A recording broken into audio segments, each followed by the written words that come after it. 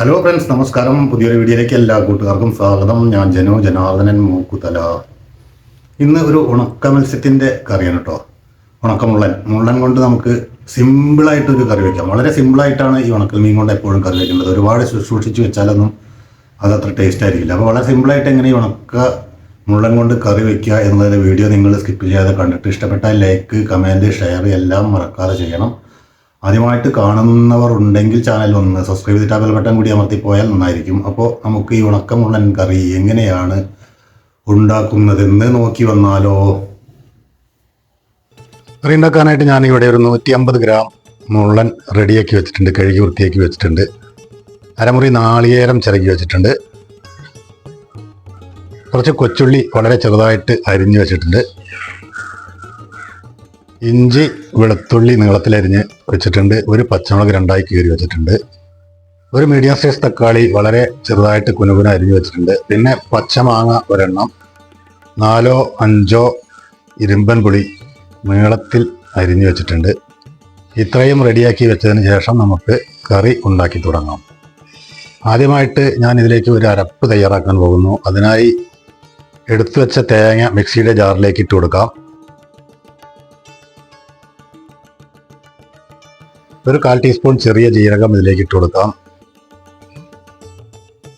1 table spoon മല്ലിപ്പൊടി, 1/2 table spoon എരിവുള്ള മുളക് പൊടി, 1/2 ടീസ്പൂൺ കാശ്മീരി മുളക് പൊടി. ഇത്രയും ചേർത്തിട്ട് ഞാനിതിവിടെ ഫൈൻ പേസ്റ്റ് രൂപത്തിൽ അരച്ച് റെഡിയാക്കി വെച്ചിട്ടുണ്ട്. ഇനി നമുക്ക് ചട്ടി അടുപ്പത്ത് വെച്ചിട്ട് അതിലേക്ക് ആവശ്യമുള്ള വെളിച്ചെണ്ണ ഒഴിച്ചു കൊടുക്കാം.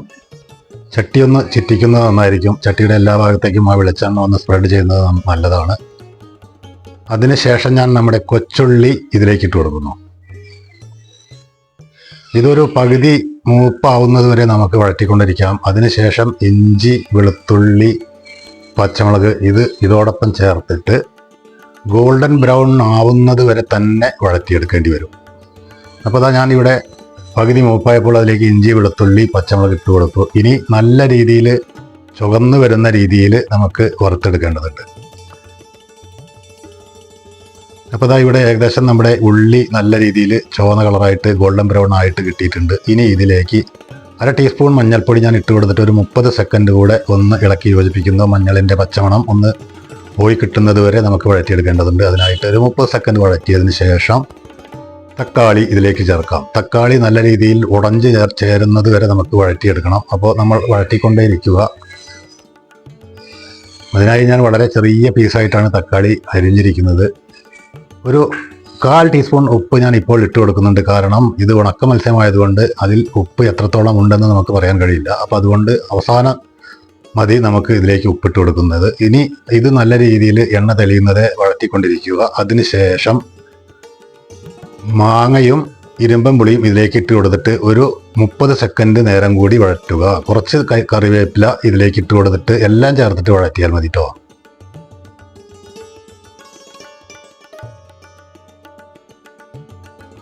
ഇനി നമുക്കിതിലേക്ക് കുറച്ച് ചുടുവെള്ളം ഒഴിച്ചു കൊടുക്കാം. കാരണം നമ്മുടെ മാങ്ങയും ഇരുമ്പൻ പുളിയും ചെറുതായിട്ടൊന്ന് നമുക്ക് വെന്ത് കിട്ടണം. ഉണക്ക മത്സ്യത്തിന് അധികം വേവില്ലാത്തത് കൊണ്ട് നമ്മൾ മസാലയൊന്നും അധികം നേരം വേവിക്കാൻ പോകുന്നില്ല. അപ്പോൾ ഇതിലേക്ക് ഞാൻ കുറച്ച് വെള്ളം ഒഴിച്ചിട്ട് ഒന്ന് ഇളക്കി യോജിപ്പിച്ചതിന് ശേഷം ഞാൻ അടച്ചു വെച്ചിട്ട് ഒരു 5 മിനിറ്റ് വേവിക്കുന്നു.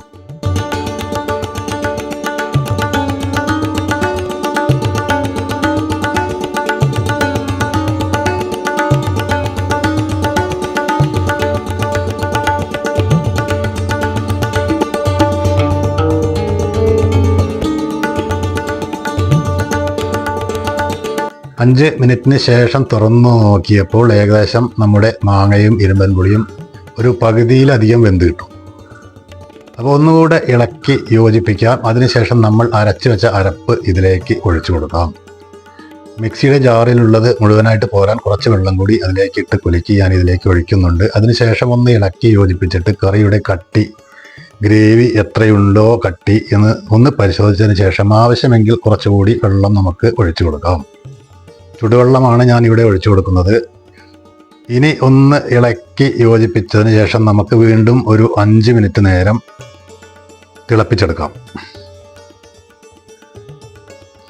5 മിനിറ്റിന് ശേഷം തുറന്നു നോക്കിയപ്പോൾ നമ്മുടെ കറി ഇവിടെ നല്ല രീതിയിൽ തിളച്ചു വരുന്നുണ്ട്. ഇനി നമുക്ക് ഒന്നുകൂടി ഇളക്കി യോജിപ്പിക്കാം. അതിന് ശേഷം നമ്മുടെ ഉണക്കമുള്ളൻ ഇതിലേക്ക് ചേർക്കാം.